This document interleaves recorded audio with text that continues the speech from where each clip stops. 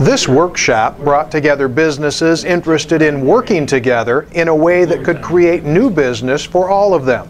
They were exploring the idea of something called team bidding. Basically a collection of small companies that come together to act as a large company and compete against large companies that traditionally do assembly work. It gives them confidence to go after bigger system-oriented types projects.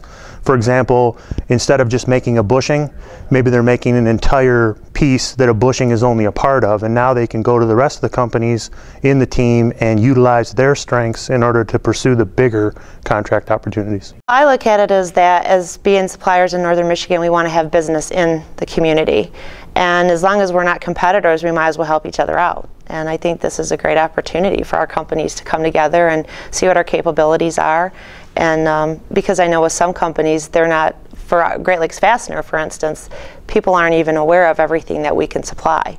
So I think it's a great opportunity to find out what other companies are about in Northern Michigan and see what we can do to bring more business to the community. The workshop was put on by the Procurement Technical Assistance Center in cooperation with a business called Government Outsourcers. They wanted to make companies aware of some of the potential advantages of team bidding. With the industry shift here in Michigan away from automotive and the need to diversify into government, aerospace, different sectors like that, a lot of these small companies are kind of being left behind.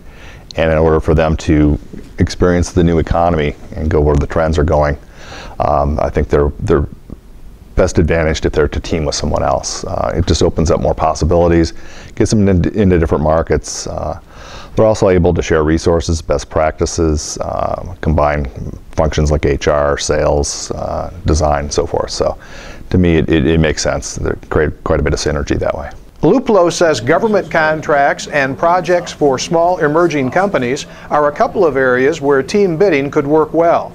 If businesses do decide to work together, Luplo says it's a good idea to bring in an outside third party to coordinate the team's efforts. I've seen committees try and do this before. I don't think they're quite as effective as using an outside third party whose 100% focus is on making the group a success.